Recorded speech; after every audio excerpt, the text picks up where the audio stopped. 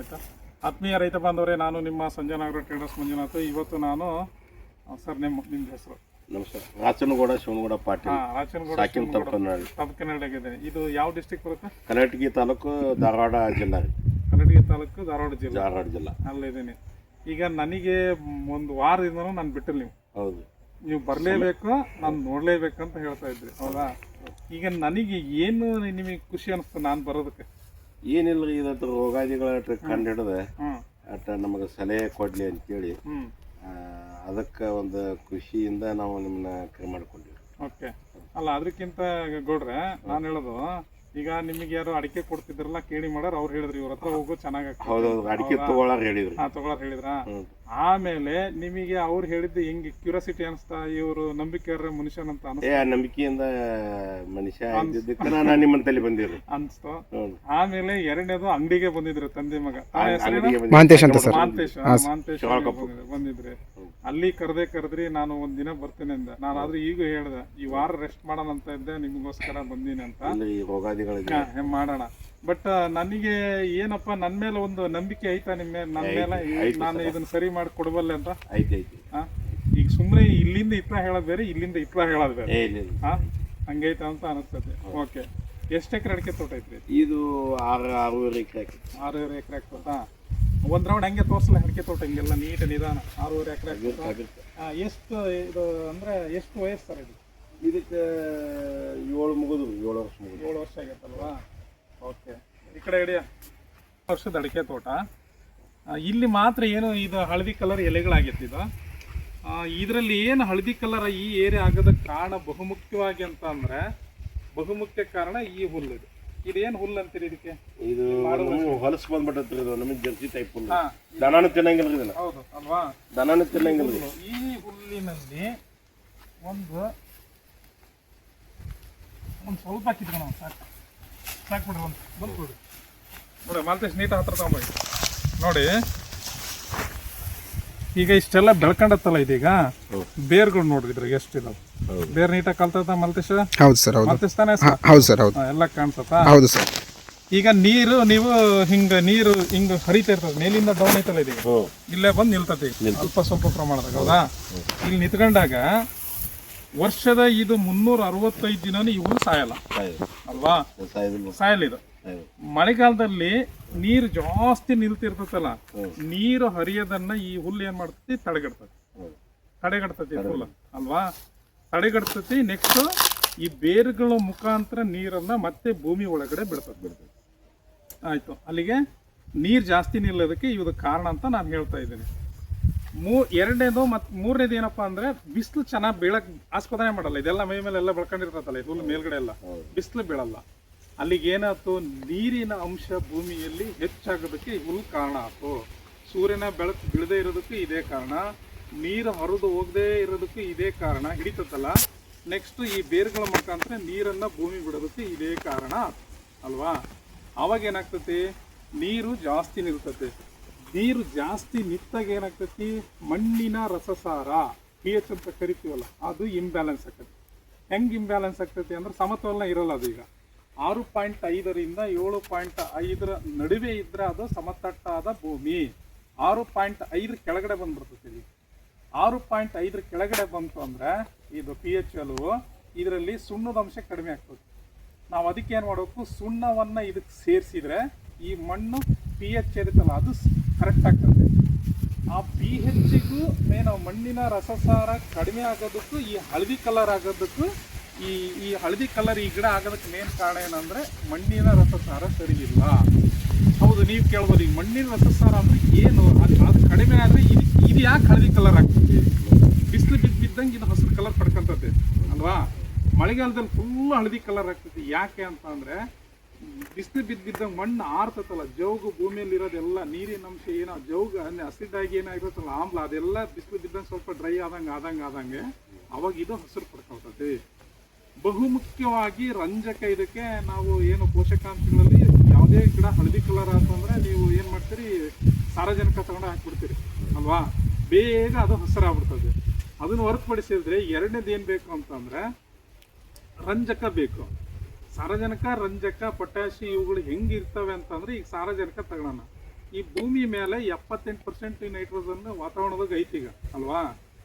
ಅದು ಏನ್ ಮಾಡ್ತೈತಿ, ನೀರ್ ನಿಲ್ತತ್ತಲ್ಲ, ನೀರ್ ನಿಂತಾಗ ಮಣ್ಣಿನಲ್ಲಿ ಬ್ಯಾಕ್ಟೀರಿಯಾಗಳು ಇರ್ತಾವಲ್ಲ, ಆ ಬ್ಯಾಕ್ಟೀರಿಯಾಗಳು ನೈಟ್ರೋಜನ್ ಮೇಲ್ಗಡೆ ಇದ್ದದ್ದು ಎಳ್ಕಂತ ಇರ್ತಾವೆ, ಎಳ್ಕೊಂಡು ಹಸಿರಾಗೋದಕ್ಕೆ ಆಸ್ಪದ ಮಾಡ್ತವೆ. ನೀರ್ ನಿಂತ್ಕೊಂಡಾಗ ಏನಾಗ್ತತಿ, ಆ ಗಾಳಿಯಲ್ಲಿರೋ ಕಟ್ ಆಗ್ಬಿಡ್ತೈತಲ್ಲ, ನೀರ್ ನಿಂತ್ಕೊಂಡದಕ್ಕೆ ಮೇಲ್ಗಡೆ ಇರೋದು ಕಟ್ ಮಾಡ್ಬಿಡ್ತೈತಲ್ಲ, ಅದು ಕೆಳಗಡೆ ಇರೋಕೆ ಏನು ಫಲಾನುಭವಿ ಬ್ಯಾಕ್ಟೀರಿಯಾಗಳಿಗೆ ಇದು ಸಾರಜನಕ ಬೇಕಲ್ಲ, ಮಣ್ಣಾಗಿದ್ದು ತಗೊಳಕತ್ತಾವ. ಮಣ್ಣಾಗಿದ್ದು ತಗೊಳಕತ್ತಿದಕ್ಕೆ ಯಾಕೆ ಅವು ಬದುಕ್ಬೇಕಲ್ಲ, ಅವು ತಗೊಳ್ತಾವ. ಅವಾಗ ಏನಾಗ್ತತಿ, ಈ ಗಿಡಕ್ಕೆ ಸಾರಜನಕ ಕಡಿಮೆ ಆಗ್ತದೆ. ಆಮೇಲೆ ರಂಜಕನು ಕೂಡ ಬೇರುಗಳು ಸರಿಯಾಗಿ ಬೆಳಿಬೇಕು, ಬೇರು ಸರಿಯಾಗಿ ಬೆಳಿಬೇಕು, ಬೇರುಗಳ ಮುಖಾಂತರ ಆಹಾರ ಬರಬೇಕು, ಈ ಗಿಡಗೆ ಎಲ್ಲ ಭಾಗಗಳಿಗೆ ಸರಬರಾಜು ಮಾಡಬೇಕಲ್ಲ ರಂಜಕ, ಅದು ಸಿಗ್ದಂಗೆ ಆಗ್ತದೆ. ಆ ರಂಜಕ ಏನಾಗ್ತದೆ ಅಂತ ಅಂದ್ರೆ ಕಬ್ಬಿಣ ಇರ್ತದೆ, ನೆಕ್ಸ್ಟ್ ಇದರಲ್ಲಿ ಏನೋ ಅಲ್ಯೂಮಿನಿಯಂ ಇರ್ತದೆ. ಆ ಕಬ್ಬಿಣ ಮತ್ತೆ ಅಲ್ಯೂಮಿನಿಯಮ್ಮು ಭೂಮಿಯಲ್ಲಿ ಇರ್ತಕ್ಕಂಥ ರಂಜಕವನ್ನ, ಆ ರಂಜಕ ಕಬ್ಬಿಣ ಮತ್ತು ಅಲ್ಯೂಮಿನಿಯಂ ಜೊತೆಗೆ ಸೇರಿದಾಗ ಕಬ್ಬಿಣದ ಫಾಸ್ಫೇಟ್ ಆಗ್ತದೆ, ಅಲ್ಯೂಮಿನಿಯಂ ಫಾಸ್ಫೇಟ್ ಆಗ್ತದೆ. ಅವ ರಂಜಕ ಗಿಡಕ್ಕೆ ಸಿಗದೇ ಇಲ್ಲ. ಹಿಂಗೆ ವಿಭಿನ್ನ ರೀತಿಯ ಆಹಾರ ಪದ್ಧತಿಗಳು ಏನಾಗ್ತದೆ, ಗಿಡಕ್ಕೆ ಸಿಗದಂಗೆ ಆಗ್ತದೆ. ಅವಾಗ ಏನಾಗ್ತದೆ, ಇನ್ನು ಹಳದಿ ಕಲರ್ ಆಗ್ತದೆ. ಯಾಕೆ, ಫುಡ್ ಇಲ್ಲಂಗೆ ಹಳದಿ ಕಲರ್ ಆಗ್ತದೆ ಅಲ್ವಾ. ಅದಾದ ನಂತರ ಈಗ ಇದರಲ್ಲಿ ಏನು ಕಾಣ್ತೈತಿ, ಮಲ್ಚೆಸ್ಟ್ ಬಾಯ್ಲ್ ಹತ್ರ ನೋಡಿ, ಇದೆಲ್ಲ ಗರಿ ಸುಡ್ತೈತಿ. ಈಗ ಇದೆಲ್ಲ ಎಲೆ ಚುಕ್ಕೆ ರೋಗ. ಈ ನೋಡಿ, ಇದು ಬಿಳಿ ಬಿಳಿ ಕಾಣ್ತೈತೆ, ಇದು ಬ್ಲೈಟ್ ಅಂತ ಕರಿತೀವಿ. ಈ ಚುಕ್ಕೆ ಚುಕ್ಕೆ ಬಿದ್ದಿರೋದೆಲ್ಲ ಇದು ಲೀಫ್ ಸ್ಪಾಟ್ ಅಂತ ಕರಿತೀವಿ. ಕೊಲೆಟ್ರಾಟ್ರೈಕಮ್ ಅಂತ ಶಿಲೀಂಧ್ರ ಇರ್ತೈತಲ್ಲ, ಅದೇ ಇದು ರೋಗ. ಒಂದು ಕಡೆ ರೋಗದ ಬಾಧೆ, ಇನ್ನೊಂದು ಕಡೆ ಹುಳುಗಳು ಏನಾದರೂ ಇದ್ರೆ ಇರ್ತವೆ, ಜಿಟ್ಟಿಗಳು ಅವೆಲ್ಲ. ಇನ್ನೊಂದು ಫುಡ್ ಸಿಗದೇ ಇರೋದು. ಅದಕ್ಕೆ ಇದ್ರ ಶರೀರ ಏನಾಗ್ತೈತೆ ಅಂದರೆ ದಪ್ಪ ಬರೋ ಸಣ್ಣಕ್ಕೆ ಹೋಗ್ತಾ ಹೋಗ್ತದೆ. ಮೇಜರ್ ಏನು ಸರಿ ಮಾಡ್ಬೇಕು ನಾವು ಇದ್ರಾಗ? ಈಗ ನಿಮ್ಗೆ ಅರ್ಥ ಆಯ್ತಲ್ಲ ಇದೆಲ್ಲ ಯಾಕೆ ಹಿಂಗಾತಂತ. ಏನು ಸರಿ ಮಾಡ್ಬೋದು ಅಂತ ಅಂದರೆ ಮಣ್ಣಿನ pH ಇದನ್ನು ಚೇಂಜ್ ಮಾಡ್ಕೊಬೇಕು.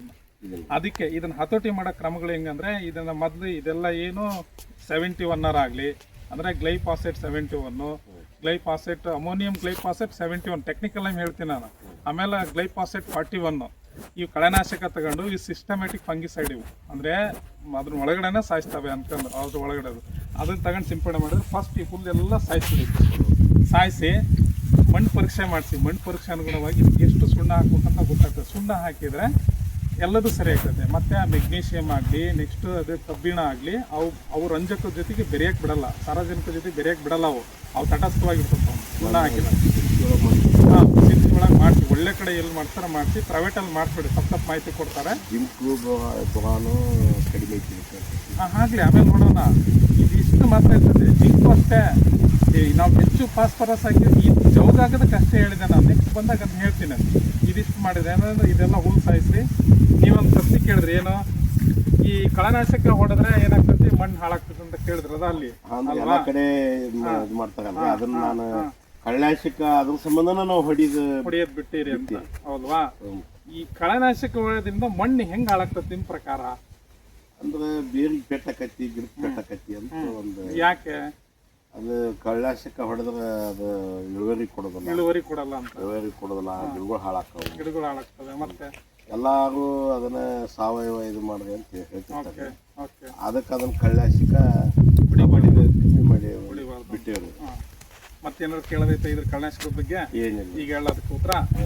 ಈಗ ನೋಡಿ, ನಾನು ಹೇಳೋದು ಇಲ್ಲಿ ಇದಕ್ಕೆ ಕಳೆ ತಗೊಳ್ತೀನಪ್ಪ. ಒಂದು ಗಿಡ ಹತ್ರದಿಂದ ಹಿಡಿದ್ರೆ ಅಡ್ಡಿ ಇರ್ತವ, ದೂರದಿಂದ ಹಿಡಿದ್ರೆ ಅಡ್ಡಿಲ್ಲ, ಒಟ್ಟು ನೀಟಾಗಿ ಕಾಣ್ಬೇಕು ಬಿಡಿ ನೋಡ್ರಿ ರೈತರಿಗೆ. ಈಗ ಇದು ಕಳೆ. ಈ ಕಳೆನಾಶಕ ಇದ್ರ ಮೇಲೆ ಸಿಂಪಡಣೆ ಮಾಡಿದ್ರೆ ಹೆಂಗ್ ಸಾಯ್ತೈತೆ ಅನ್ನೋದು ಬೇಕಲ್ಲ ಒಂದು, ಅಲ್ವಾ? ಹಾ, ಹೆಂಗ್ ಸಾಯ್ತೈತೆ ಅನ್ನೋದು ಬೇಕು. 2 ರೀತಿ ಸಾಯಿಸ್ತಕ್ಕಂಥ ಕಳೆನಾಶಕಗಳು ಮಾರ್ಕೆಟಲ್ಲಿ ಇದಾವೆ. ಒಂದು ನೀವು ಗ್ರಾಮಾಕ್ಸಿನ್ ಅಂತ ಕರಿತಿಲ್ಲ, ನಾನು ಹಿಂಗೆ ಹೇಳ್ಬಾರ್ದು, ಪ್ಯಾರಾಕೋಟ್ ಡೈಕ್ಲೋರೈಡ್ 24SL ಇರ್ತಕ್ಕಂಥ ಒಂದು ಕೆಮಿಕಲ್ ಅದು. ಅದನ್ನೇ ನೀವು ಸಿಂಪಡಣೆ ಮಾಡಿದ್ರೆ ಅದು ಕಾಂಟ್ಯಾಕ್ಟ್ ಅಂದ್ರೆ ಸ್ಪರ್ಶ. ಎಲ್ಲೆಲ್ಲಿ ಭಾಗಗಳು ಬಿದ್ದಿರ್ತದ ಬೆಳೆ ಅದು ಇದೆ ಅಂತ ನೋಡಲ್ಲ, ಅದು ಎಲ್ಲಿ ಬೀಳ್ತದ ಅಲ್ಲೆಲ್ಲ ಇಮಿಡಿಯೇಟ್ ಸಾಯ್ತದ. ಇಮಿಡಿಯೇಟ್ ಸಾಯ್ತದೆ ಅಲ್ವಾ? ಮತ್ತೆ 8 ದಿನಕ್ಕೆ ಮತ್ತೆ ಸಿಗಿರ್ತದೆ ಅಲ್ವಾ? ಅದು ಏನಾಗ್ತದೆ, ಅದೊಂದು ವಿಧ ಗೊತ್ತಾಗ್ತದೆ. ಈಗ ನೆಕ್ಸ್ಟ್ ಏನೋ 41 ಅಂದ್ರೆ ಗ್ಲೈಫಾಸೇಟ್ 41, ಅಮೋನಿಯಂ ಗ್ಲೈಫಾಸೇಟ್ 71 ಹೇಳಿದ್ನಲ್ಲ, ಶಾವಿಗೆ ಅಂತಿರಲ್ಲ ಆಡು ಭಾಷೆಯಲ್ಲಿ ನಮ್ಮಲ್ಲ ಅಂತಾರೆ. ಅದನ್ನ ತಗೊಂಡ್ ನೋಡಿದ್ರೆ ಹಾಕೈತಿ, ಇದು ಸಂಪೂರ್ಣ ಬೇರ್ ಸಮೇತ ಸಾಯ್ತೈತಿ, ಗಿಡ ಸಮೇತ ಸಾಯ್ತೈತೆ ಅಂತ ನೀವು ಅಂತೀರಿ. ಅದಕ್ಕೆ ಹೆದರದ್ ನೀವು. ಇದೇ ಬೇರ್ ಸಮೇತ ಸಾಯ್ತೈತೆ ಅಂದ್ಕೊಡ್ಲು ಇನ್ ಗಿಡಕ್ಕೆ ಏನಾರ ಆಗ್ಬಿಡ್ತಾನೋ, ಇಳುವರಿ ಕಡಿಮೆ ಆಗ್ತತಾನೋ, ಮತ್ತೆ ಏನೋ ಇನ್ನೊಂದು ಎರೆಹುಳ ಸಂತತಿ ಹೋಗ್ಬಿಡ್ತಾನೋ ಅಂತ ಹೆದರಿ ನೀವು ಹೊಡಿಯೋದಲ್ಲ. ಹೆಂಗ್ ಸಾಯಿಸ್ತೈತಿ ಅಂದ್ರೆ ಸಿಸ್ಟಮ್ಯಾಟಿಕ್ ಅದು ಹರ್ಬಿಸೈಡ್ ಇದನ್ನು ವಿಡಿಸೈಡ್ ಅದು ಅಂದ್ರೆ ಕಳೆನಾಶಕ ಅದು ಸಿಸ್ಟಮ್ಯಾಟಿಕ್ ನೇಚರ್ ಅಲ್ಲಿ ಇರ್ತದೆ. ಸಿಸ್ಟಮ್ಯಾಟಿಕ್ ಅಂದ್ರೆ ಏನಪ್ಪಾ, ಇದ್ರ ಒಳಗಡೆ ಇರೋ ಸೆಲ್ಸ್ ಇರುತ್ತಲ್ಲ, RNA DNA ಅಂತ ಕರಿತೀವಲ್ಲ, ಪ್ರೋಟೀನ್ ಸಿಂಥೆಸಿಸ್ ಅಂತ ಕರಿತೀವಲ್ಲ, ಅದನ್ನ ಬಂದ್ ಮಾಡ್ಬಿಡ್ಬೋದು. ಈಗ ನಾವು ರೆಫ್ರಿಜರೇಟರ್ ಅಲ್ಲಿ ಇರ್ತಕ್ಕಂಥದ್ದು ಏನಾದ್ರು ತರಕಾರಿಗಳನ್ನ ರೆಫ್ರಿಜರೇಟರ್ ಅಲ್ಲಿ ಇಡ್ತೀವಿ ಅಲ್ವಾ, ಯಾಕೆ ಇಡ್ತೀವಿ ಅಂತ ಅಂದ್ರೆ ಅದು ಹಂಗೆ ಮಾಡೋದು. ಆ ಪ್ರೋಟೀನ್ ಇದ್ರೇನೆ ಬೆಳವಣಿಗೆ ಆಗೋದಿಲ್ಲ. ಯಾವುದೇ ಒಂದು DNA RNA ಪ್ರೋಟೀನ್ ಇದ್ರೇನೆ ಅದನ್ನ ಸ್ತಬ್ಧ ಮಾಡ್ತದೆ. ಅದಕ್ಕೆ ಅದು ಇವತ್ತು ಕೊಳೆಯ ಪದಾರ್ಥ ಆ ರೆಫ್ರಿಜರೇಟರ್ ಫ್ರಿಜ್ಜಲ್ಲಿ ಇಟ್ರೆ ಹಂಗೇ ಇರ್ತದೆ. ಅರ್ಥ ಆಯ್ತಾ? ಹಂಗೆ ಇದು ಕೂಡ ಇದು ಏನಾದ್ರು ಔಷಧಿ ಸಿಂಪಡಣೆ ಮಾಡಿಬಿಟ್ರೆ ಏನಾಗ್ತೈತಿ ಅಂತ ಅಂದ್ರೆ ಫುಲ್ ಇದೆಲ್ಲ ದಿನದಿಂದ ದಿನಕ್ಕೆ ಇದ್ರ ಬಾಯಿ ಇರ್ತೈತಲ್ಲ ಸ್ಟೊಮೆಟೊ, ಅದನ್ನೆಲ್ಲ ಬಂದ್ ಮಾಡ್ಬಿಡ್ತೈತೆ. ನನಗೆ ಬಾಯಿನ ಬಂದ್ ಮಾಡಿಬಿಟ್ರೆ ದಿನದಿಂದ ದಿನಕ್ಕೆ ನಾನು ಸತ್ತೋಗ್ತೀನಿ ಅಲ್ವಾ. ಇದು ಕೂಡ ಹಂಗೆ ಸಾಯ್ತೈತಿ. ಇದರಿಂದ ಭೂಮಿಗೆ ಎಫೆಕ್ಟ್ ಇರಲ್ಲ. ಅತಿಯಾಗಿ ಬಳಸಬಾರ್ದು, ಅವಶ್ಯಕತೆ ಅನುಗುಣವಾಗಿ ಬಳಸಬೇಕು. ನೆಕ್ಸ್ಟ್ ಅಂದ್ರೆ ಭೂಮಿಗೆ ಯಾವುದೇ ಎಫೆಕ್ಟ್ ಇಲ್ಲ. ಎರಡನೇ, ಭೂಮಿಗೆ ಹೆಂಗ್ ಎಫೆಕ್ಟ್ ಆಗ್ತೈತಿ ಅಂದ್ರೆ ಕಳೆನಾಶಕನ ತುಂಬಾ ಚೆಲ್ಲಿ ನೀರ್ ಕಟ್ಟಿ ನಿಲ್ಸ್ಬಾರ್ದು ಅಲ್ವಾ. ನೀವು ಭತ್ತದ ಗದ್ದೆಗಳಿಗೆ ನೀರ್ ಎಲ್ಲೆಲ್ಲಿ ಹರಿದಿರ್ತದೆ ಭತ್ತ ಸತ್ತೋಗ್ತದೆ. ಕಳೆನಾಶಕ ಹಾಕಿದ್ರೆ ನೀರ್ ಎಲ್ಲಿ ಹರಿದಿರಲ್ಲ ಸಾಯಲ್ಲ ಅದು. ಅದೇ ಕಾನ್ಸೆಪ್ಟ್ ಇಲ್ಲಿ. ನೀರನ್ನು ಸ್ಟೋರೇಜ್ ಮಾಡಿ ನಿಲ್ಸಬಾರ್ದು, ಸುಮ್ಮನೆ ಸಿಂಪಡಣೆ ಮಾಡಿ ಮಣ್ಣಿ ಬಿತ್ಕೊಳ್ಳೋಕೆ ಎಷ್ಟು ಬೇಕೋ ಅನುಗುಣವಾಗಿ ಬಳಸಿದ್ರೆ ನ್ಯೂಟ್ರಲ್ ಆಗ್ಬಿಡ್ತೈತೆ. ಆಮೇಲೆ ಎರೆಹುಳ ಸಾಯ್ತೈತೆ ಅಂತ ನಿಮ್ದು. ಎರೆಹುಳ ಅಲ್ಪ ಪ್ರಮಾಣದಲ್ಲಿ ಇದಕ್ಕೆ ಎಷ್ಟು ಬೇಕು ಅಷ್ಟೇ ಸಿಂಪಡಣೆ ಮಾಡಿದ್ರೆ ಅದು ಸ್ವಲ್ಪ ಏನಾದ್ರು ತಾಕ್ತಂತಂದ್ರೆ ಗಪ್ರ ಮತ್ತೆ ಕೆಳಗಡೆ ಹೋಗ್ತದೆ, ನೆಲ ಹೋಗ್ತದೆ. ಅದಕ್ಕೇನು ಅಷ್ಟು ಇದಾಗಲ್ಲ. ನಾನು ಇದನ್ನ ಸರಿಯಾಗಿ ಸಾಯಿರಿ ಅಂತ ಬರಬ್ಬರಿ ಔಷಧಿ ಯಾವಾಗಲೂ ಹಿಡಿತಾ ಇದ್ರೆ ಮತ್ತೆ ಮಣ್ಣು ಒಂದು ರೇಷೆ ಬಿಟ್ಟು ನಾವು 10 ರೇಷೆ ಕನ್ವರ್ಟ್ ಮಾಡ್ತೀವಿ ಅಂದ್ರೆ ಹೆಚ್ಚು ವಿಷನ ನಾವು ಭೂಮಿಗೆ ಇಳಿಸ್ತೀವಿ ಮತ್ತೆ ಸಾಯೋ ಚಾನ್ಸಸ್ ಇರ್ತದೆ. ಮೈಕ್ರೋಬ್ಸ್ ಎಲ್ಲ ಹೋಗ್ತವೆ ಅಲ್ವಾ.